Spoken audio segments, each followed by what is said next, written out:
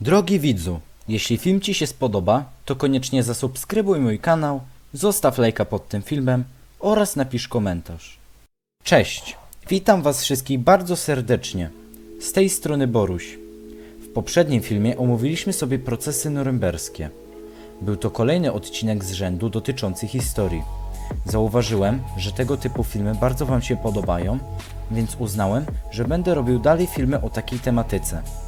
Dziś więc będzie film, o który spora część z Was mnie prosi, a więc film o I wojnie światowej.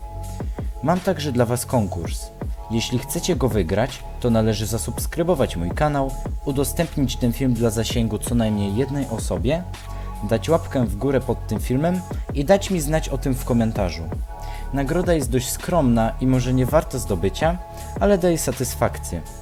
Nagrodą bowiem jest dostanie jedynego serduszka oraz przypięcie komentarza tak, że każdy będzie go widział przez następne 3 filmy od tego dzisiejszego.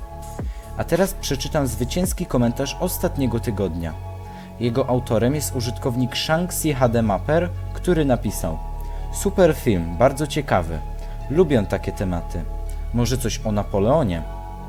Wybrałem ten komentarz za ciekawą propozycję o filmach o Napoleonie. A teraz, już nie przedłużając, przejdźmy do odcinka. Ruszajmy z materiałem. I wojna światowa, zwana bardzo często kiedyś także Wielką Wojną, to po II wojnie światowej najkrwawszy konflikt zbrojny w historii ludzkości. Ogarnął on Azję, Europę i Afrykę niemal w całości. Doprowadził do wielkiego kryzysu gospodarczego w latach 1929-1933, który był odczuwalny do 1935 roku, oraz do zmniejszenia populacji ludzi na świecie o około 14 milionów ludzi, a także odebrał sprawność fizyczną kolejnym dziesiątkom milionów osób. Wszystko to za sprawą rywalizacji światowych mocarstw o dominację handlową, gospodarczą, militarną i terytorialną świata z XIX wieku. Mowa tu o takich krajach jak USA, Francja, Wielka Brytania, Niemcy, Austro-Węgry i Rosja.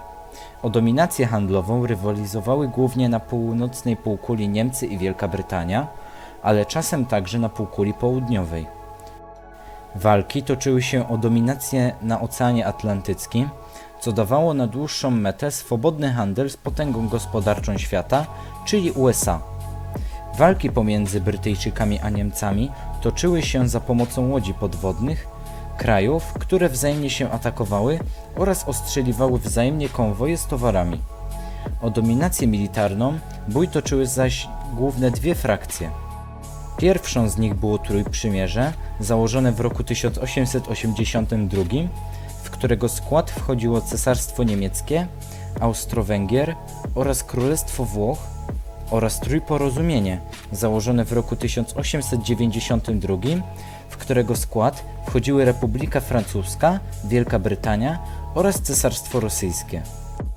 Niemcy, poza walką z Brytyjczykami o kierowanie handlem, prowadziły też konflikt dyplomatyczny oraz kolonialny z Francją, która nadal odczuwała porażkę w wojnie z Niemcami w roku 1870 do 1871 i chciała odzyskać utracone wskutek niej terytorium, ale nadal miała większe posiadłości kolonialne w Afryce, Ameryce Południowej i Azji niż Niemcy.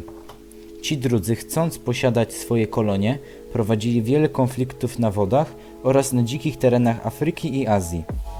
Ostatecznie Niemcy uzyskali kilka posiadłości kolonialnych w Afryce i Azji, jednak nie były one spore i nie dawały zysku, więc Niemcy coraz bardziej chcieli stoczyć bój o kolonie z Brytyjczykami i Francuzami. Drugi konflikt toczył się na Bałkanach, gdzie nowo powstałe państwa takie jak Rumunia, Bułgaria, Serbia, Czarnogóra i Grecja pokonały Imperium Osmańskie i niemal całkowicie wypchnęły je z Europy. Państwa te miały poparcie ze strony Rosjan, którzy chcieli w późniejszym czasie podporządkować sobie wszystkie kraje na Bałkanach. Przeciwnikiem Rosji w walce o wpływy na Bałkanach były Austro-Węgry, które kontrolowały Bośnię i Hercegowinę oraz Chorwację i Transylwanię. Przyspieszeniem już i tak nieuniknionego konfliktu stał się zamach serbskiego nacjonalisty Gavrila Principa na następcę tronu austriackiego arcyksięcia Franciszka Ferdynanda, który zakończył się zamordowaniem celu. Po tym wydarzeniu Austriacy wysłali Serbom ultimatum, po czym wypowiedzieli im wojnę. Serbię szybko poparła Rosja, a Austrię Niemcy, co spowodowało dołączenie się Francji i Wielkiej Brytanii do wojny. W dalszej kolejności dołączyła do niej także Turcja oraz Włochy. Wkrótce powstały dwa główne fronty. Zachodni, biegnący od Szwajcarii po Morze Północne, gdzie toczyła się głównie wojna niemiecko-francuska, oraz front wschodni, który biegł od Bałtyku po Morze Czarne, gdzie Niemcy i Austriacy toczyli wojnę z Rosją. Pozostałe fronty to bałkański, utworzony w 1914 roku, włoski, utworzony w 1915 roku oraz front na Bliskim Wschodzie, utworzony w 1914 roku. Niemcy, po nieudanym na zachodzie planie wojny błyskawicznej, rozpoczynają z Brytyjczykami i Francuzami wojnę pozycyjną. Na wschodzie zaś Rosjanie prowadzą ofensywę do czasu bitwy pod Tannenbergiem z Niemcami, gdzie ich armia zostaje zniszczona. Potem, aż do końca wojny, Niemcy i Austria dominują na froncie wschodnim. Ostatecznie na froncie zachodnim zostaje on przełamany, gdy USA włącza się w 1917 roku do wojny po stronie Trójporozumienia.